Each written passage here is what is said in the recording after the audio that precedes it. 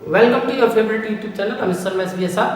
और ये फैक्टराइजेशन की सेकंड वीडियो में मैं तुम लोगों को कुछ और क्वेश्चन भी सिखाऊंगा। इसमें भी मैंने कुछ और क्वेश्चन लिए हैं जो पहले वाले हमने वीडियो में नहीं कंसिडर किए थे।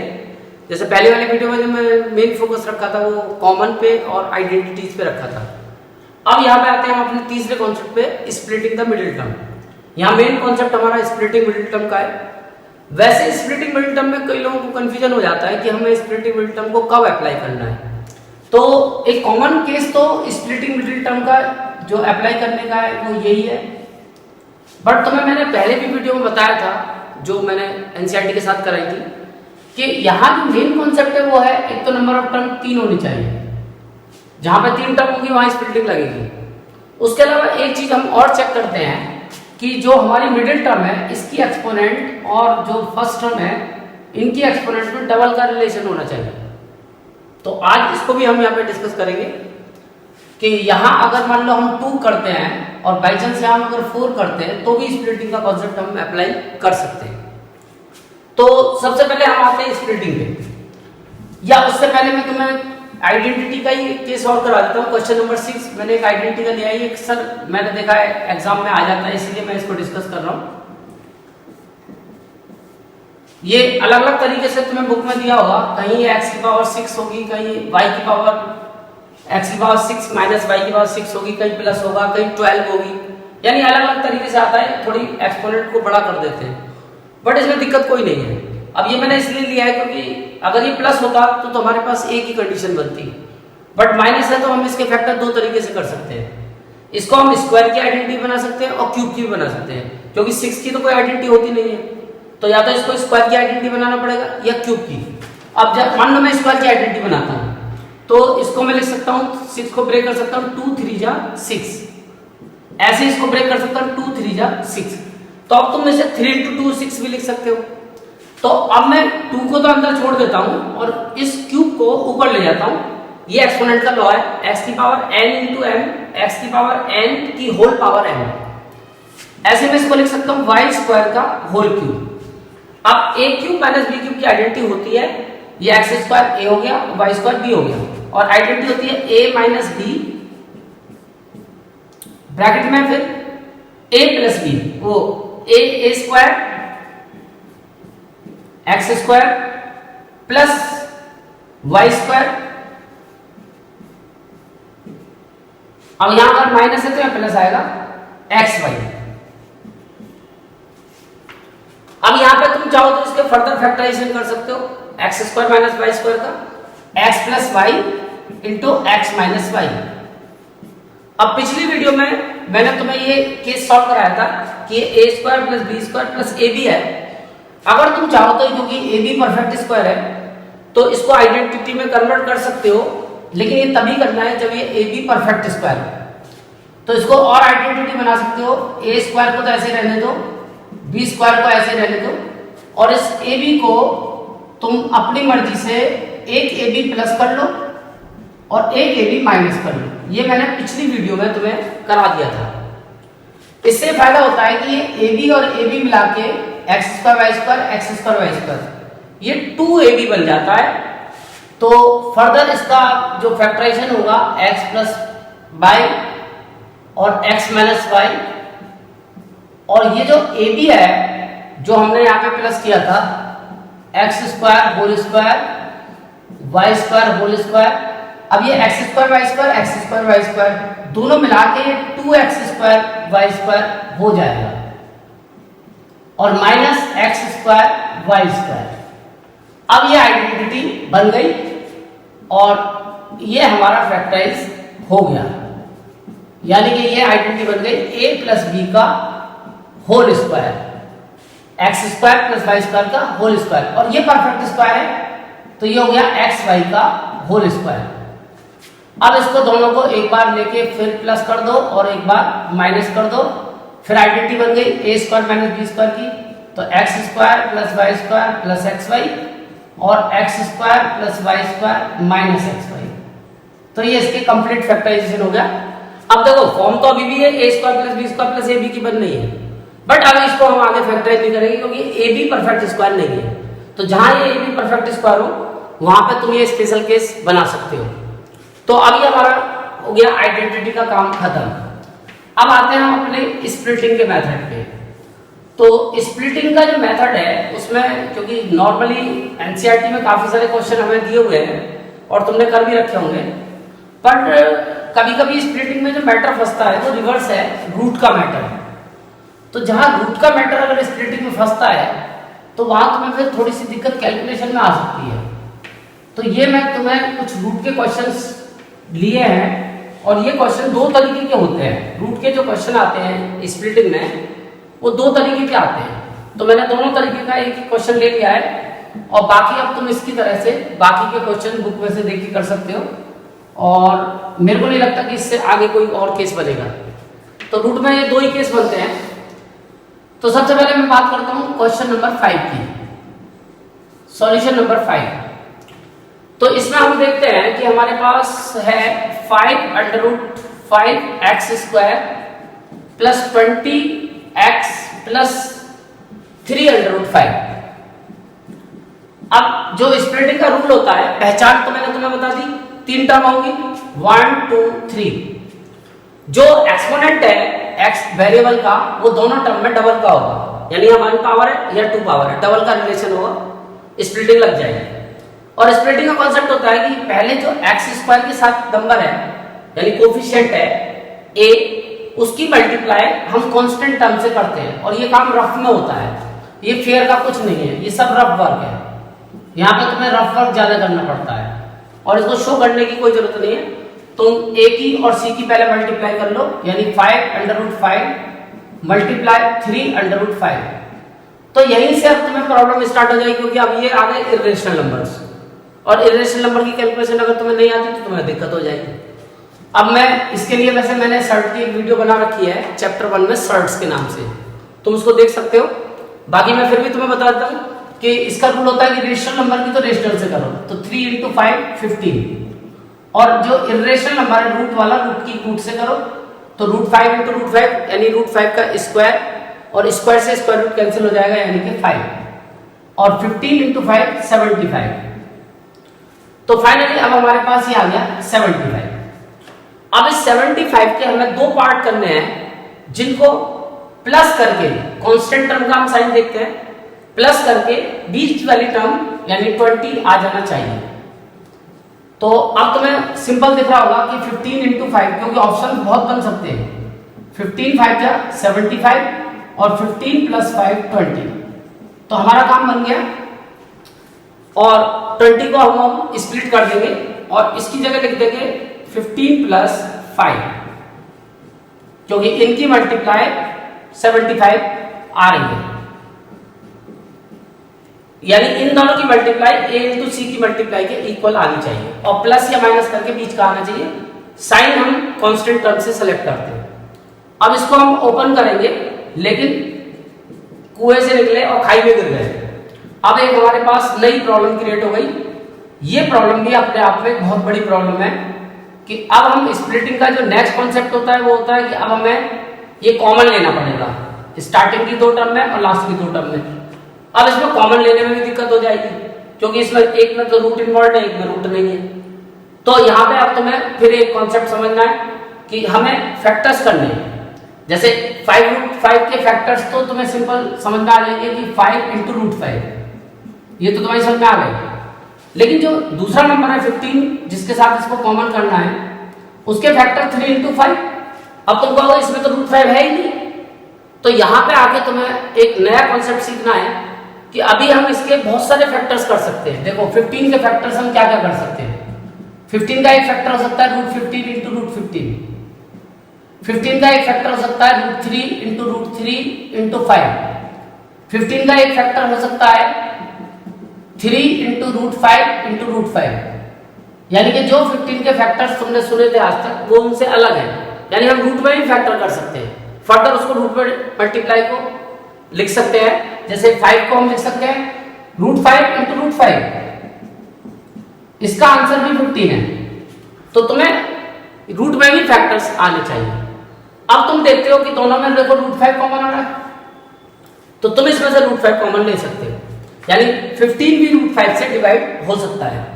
तो फाइनली इनमें कॉमन आया √5। लेकिन तुम इसमें चाहते तो वैसे 5 भी कॉमन आ रहा था, तो इससे 5 से भी अपना काम चला सकते हो, क्योंकि ये वाला जो 5 है यहाँ पे हमने करके दिखाया था तुम्हें, बट ये 5 भी था और पूरा पूरा 5 भी कॉमन आ रहा था, तो बड़े से बड़ा कॉमन देखना है ना, हाईएस्ट कॉमन। तो तुम 5 कॉमन करो, कोई दिक्कत नहीं है। ये मैंने तुम्हें एडिशनल में रूट के कॉन्सेप्ट को बताया कि इस तरह से भी तुम सोच सकते हो। अब 5 से, क्योंकि दोनों डिवाइड हो रहे हैं और √5 से भी हो रहे हैं, बट बड़ा वाला 5 है तो तुम्हें बड़ा वाला लेना है, क्योंकि हम लेते हैं हाईएस्ट कॉमन फैक्टर। तो जब 5 से 5 को, और साथ में x भी कॉमन है, तो x भी कॉमन करो, यानी 5x इसमें से HCF निकल आया। अब 5x से इसको डिवाइड करेंगे, यहाँ बचेगा √5x, और 5x से इसको डिवाइड करेंगे तो 5 3 जा 15, 3 बचेगा। अब इधर आ जाओ। अब इधर तुम्हें वही काम करना पड़ेगा कि 5 के फैक्टर तो 5 1 जा 5, नॉर्मली तो तुम सोचोगे 5 के फैक्टर 5 1 जा 5, और 3√5 के फैक्टर तुम सोचोगे 3 × √5। तो अब देखो वही चीज मैं तुम्हें समझाना चाह रहा था कि अब तुम देखोगे कि इसमें कुछ भी कॉमन नहीं है, भैया 3 है और यहाँ √5 है, पर यहाँ 5 है। तो अब तुम 5 के फैक्टर सोचोगे √5 × √5, और √5 दोनों में कॉमन बन जाएगा।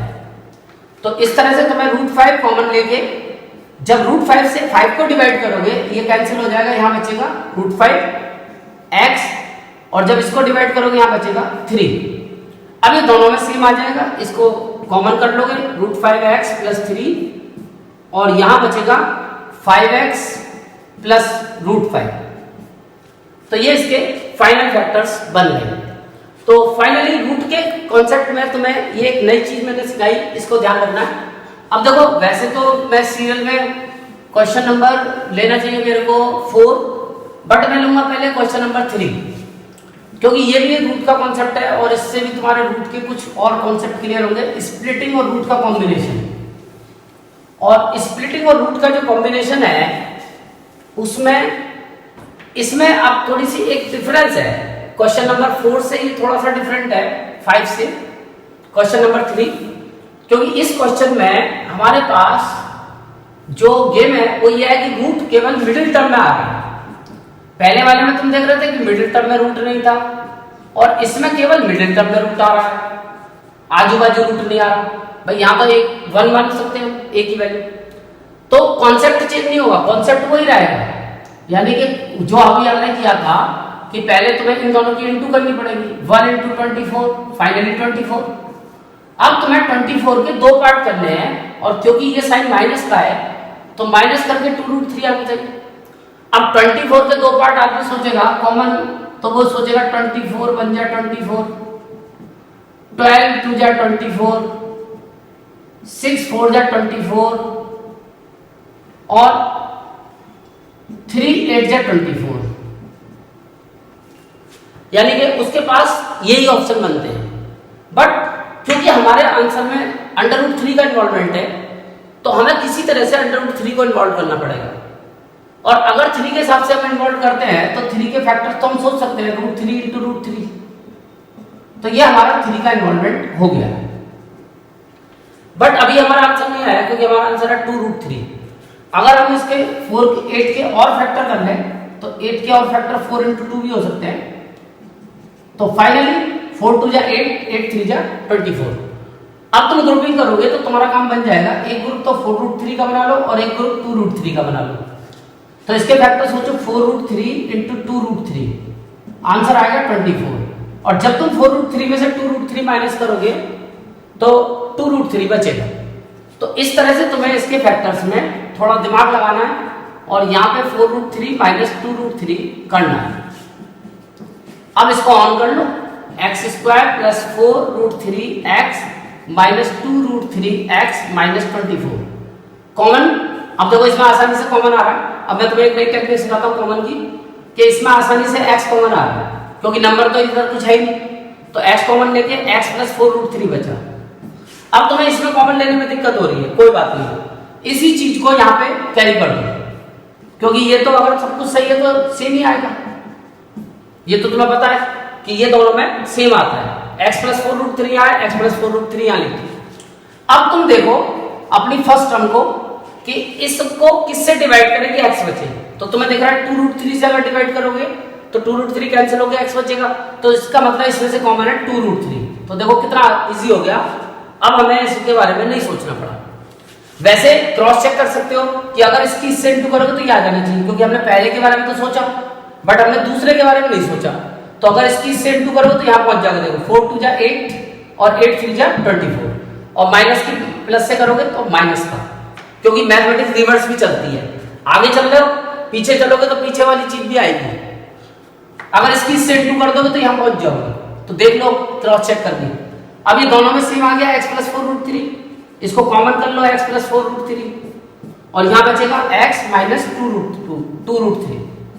तो ये इसके फाइनल फैक्टर्स बन गए, x + 4√3 × x - 2√3, और इसकी डिग्री 2 थी, इसकी डिग्री 1 बनी।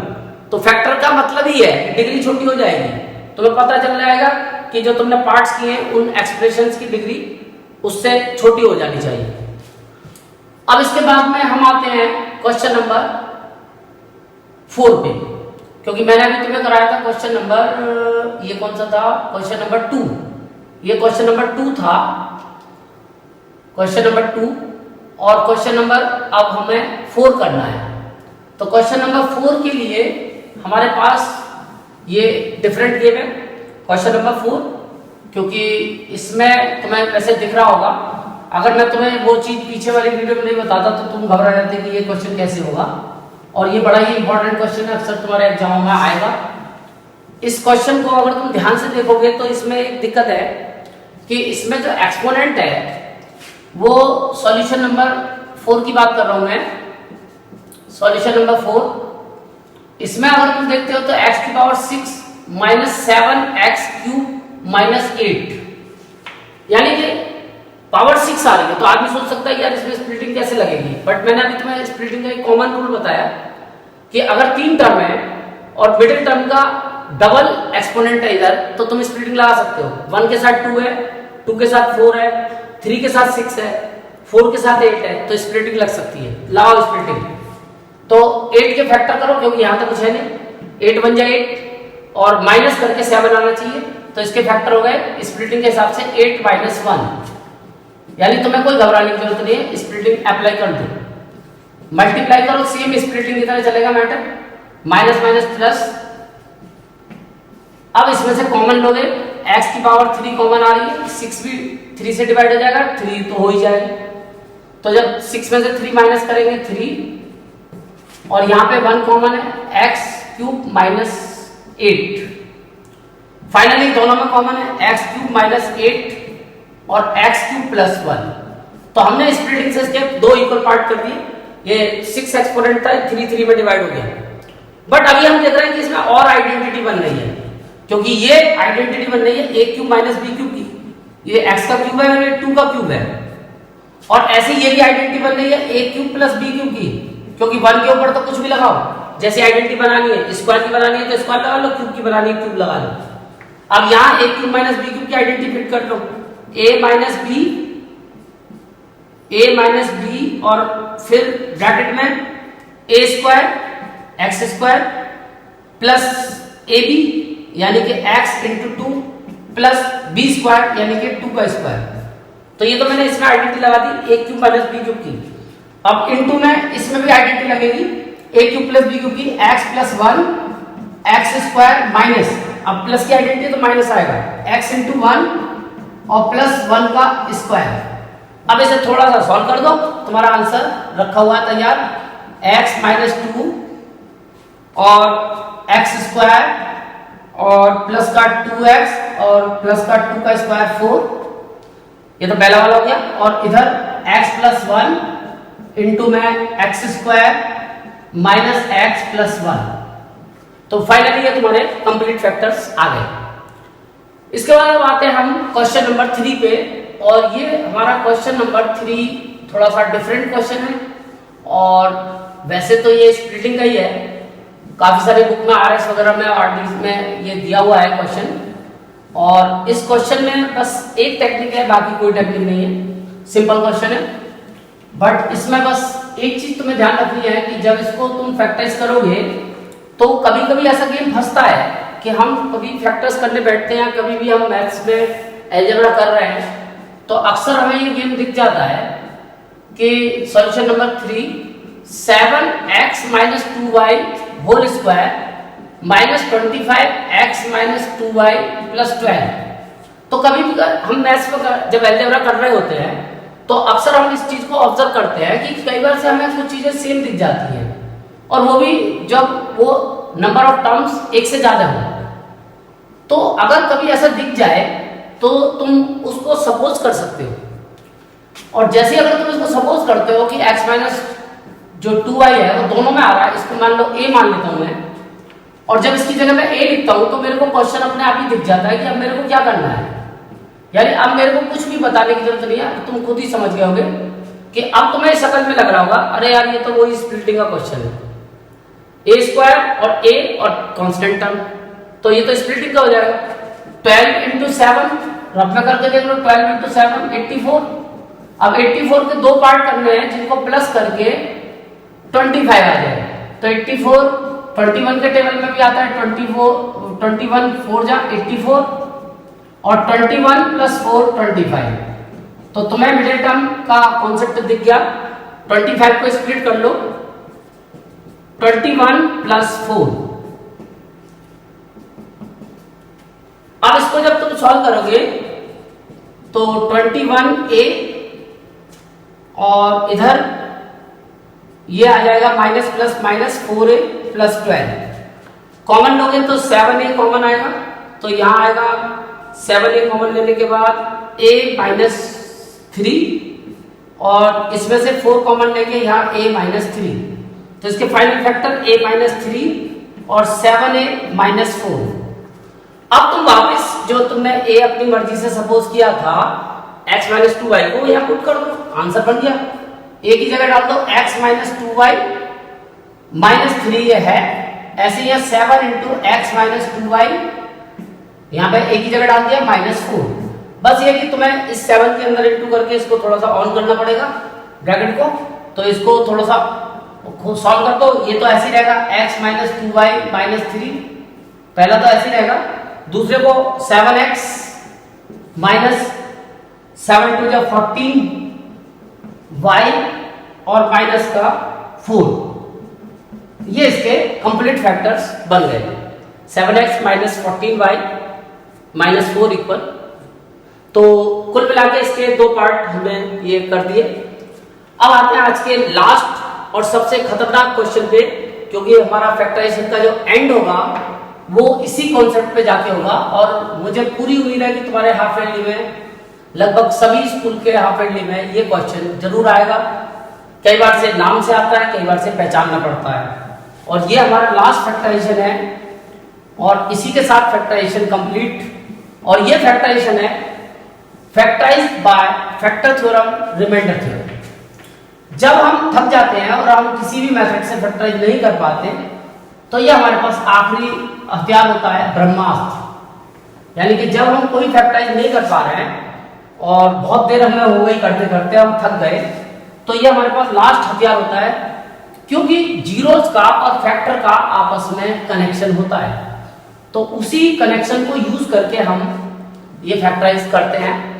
जीरोस से हमें फैक्टर्स पता चलते हैं और फैक्टर्स से जीरोस पता चलते हैं। तो फाइनली हम ये जो फैक्टर करेंगे ये है बाय रिमाइंडर थ्योरम, क्योंकि इसमें कोई रूल यूज नहीं होगा, ना इसमें कॉमन का रूल यूज होगा, ना ग्रुपिंग का कॉमन होगा, ना स्प्लिटिंग लगेगी, ना आइडेंटिटी लगेगी। तो लास्ट हथियार हमारे पास बचता है फैक्टर थ्योरम। और इसको हम किस तरह से करते हैं, तो इसके लिए ये जो लास्ट वाला कांस्टेंट नंबर होता है इसके फैक्टर्स देख लो। फैक्टर्स ऑफ 6, एक तो 1, यानी ऐसे नंबर जिससे पूरा पूरा डिवाइड हो, एक तो 1, एक 2, एक 3 और एक 6 विथ प्लस माइनस, दोनों ऑप्शन तुम्हें सोचने हैं। अब ये तुम्हारे पास बहुत सारे नंबर्स आ गए, +1 +2 +3 +6, -1 -2 -3 -6। अब इनमें से कोई एक नंबर सेलेक्ट करके इसमें पुट करो x की जगह, इसका जीरो निकालो, यानी ऐसा नंबर ढूंढो जिसको पुट करने पे जीरो हो जाए। अब वैसे तो हो सकता है कि तुम ट्राई करो ये जीरो ना आए, 2-4 वैल्यू पुट करके देखो, लेकिन तुम्हें एग्जाम में केवल वो वैल्यू शो करनी है जिससे जीरो आ रहा है। तो फिलहाल मैं लेता हूं लेट x = 1। मैं x की जगह 1 पुट करता हूं, तो ये जो पॉलिनोमियल है इसमें जब हम 1 पुट करते हैं तो हम देखते हैं कि ये 0 हो जाएगा, क्योंकि 1 minus 6 plus 11 minus 6 plus plus के ऐड करोगे तो 12 माइनस 12 यानी कि 0। तो फाइनली ये 0 बन गया। बस इसी से हमें इसका एक फैक्टर पता चल गया। अब इस 0 को जब इधर शिफ्ट करेंगे तो इससे हमें शिक्षा मिलेगी कि x minus 1 is a factor of polynomial, मान लो px। मैं थोड़ी देर के लिए इसे px मान लेता हूं। तो ये जो पॉलिनोमियल था px, इसका एक फैक्टर हमें पता चल गया। वैसे तो चाहो तो तुम इसके बाकी फैक्टर्स भी ऐसे ही निकाल सकते हो, पर ये बड़ा ही लंबा और थोड़ा कैलकुलेटिव तरीका है कि इसमें तुम्हें टाइम वेस्ट होगा। तो अब बाकी के फैक्टर्स के लिए तुम आसानी से इसके निकाल सकते हो। अब इससे जब इसको डिवाइड करोगे तो इसका रिमेनिंग पार्ट तुम्हें पता चल जाएगा। उसके लिए तुम्हें इसको डिवाइड करना पड़ेगा। तो जब तुम इसको डिवाइड करोगे x माइनस 1 जो तुमने पहला फैक्टर निकाला है, इससे तुम इसको डिवाइड कर लो। और डिवाइड लॉन्ग डिवीजन मेथड तुम्हें आता होगा, क्योंकि 8th क्लास से करते आ रहे हो कि फर्स्ट टर्म से पहले फर्स्ट टर्म को डिवाइड करते हैं। तो ये जो आता है उसको ऊपर लिख देते हैं। जैसे x से x क्यूब को डिवाइड करेंगे, x स्क्वायर को ऊपर लिख देंगे और फिर x स्क्वायर की दोनों से इनटू करेंगे, x क्यूब और माइनस का x स्क्वायर। फिर इसका साइन चेंज करेंगे, ये तो कैंसिल हो गया, ये माइनस प्लस माइनस ये आ गया 5x स्क्वायर माइनस का, और ये प्लस का 11x। अब फिर इससे इसको डिवाइड करेंगे तो ये आ जाएगा माइनस 5x, और इस माइनस 5x की जब इससे इनटू करेंगे तो ये माइनस 5x स्क्वायर और प्लस का 5x। फिर साइन चेंज करेंगे और ये कैंसिल हो गया, ये आ गया 11 में से 5 गया 6x माइनस का 6। अब इससे फिर इसको डिवाइड करेंगे, ये आएगा प्लस का 6, ये हो जाएगा 6x माइनस 6। फिर साइन चेंज करेंगे तो साइन चेंज करके ये आ जाएगा माइनस प्लस 0, 100% 0 ही आएगा। तो फाइनली जो तुम्हारा px था उसके दो फैक्टर तुम्हें पता चल गए। एक फैक्टर तो ये तुमने निकाला था x माइनस 1, और एक फैक्टर ये जो आया बाकी का पार्ट वो आया x square minus 5x plus 6, क्योंकि रिमाइंडर तो 0 है, क्योंकि फार्मूला होता है dividend equal to px equal to gx, यानी divisor into quotient plus remainder. अब रिमाइंडर तो 0 है तो इसको तो हटा दो, तो हमने इसको लिख दिया px equal to gx into qx, यानी डिवाइजर इनटू क्वोशिएंट। अब इन दोनों को इनटू करोगे तो यही पहुंच जाओगे px पे। अब इसके फैक्टर तुम आसानी से स्प्लिटिंग से कर सकते हो। 6 के दो पार्ट कर ले जिनको प्लस करके 5 आएगा, तो 3 2 जा 6 और 3 प्लस 2 5। तो इसके फैक्टर कर लो 5 के 3 प्लस 2। अब इसको जब तुम खोलोगे तो तुम्हारे कंप्लीट फैक्टर्स तुम्हें मिल जाएंगे, 5x माइनस 2x प्लस 6 और 3x, और इसमें से जब कॉमन लोगे तो x कॉमन लेके x माइनस 3 और 2 कॉमन लेके x माइनस 3। तो इसके कंप्लीट फैक्टर आ गए x माइनस 1, x माइनस 3 और x माइनस 2। तो इस तरह से रिमाइंडर थ्योरम का फैक्टर तुम घर से जरूर करके जाओगे, क्योंकि 4 नंबर या 3 नंबर में आएगा। तो कुल मिला के फैक्टराइजेशन के मैंने तुम्हें डिफरेंट टाइप के सारे कॉन्सेप्ट करा दिए। अब नेक्स्ट वीडियो में 3rd चैप्टर की स्टार्ट करूंगा।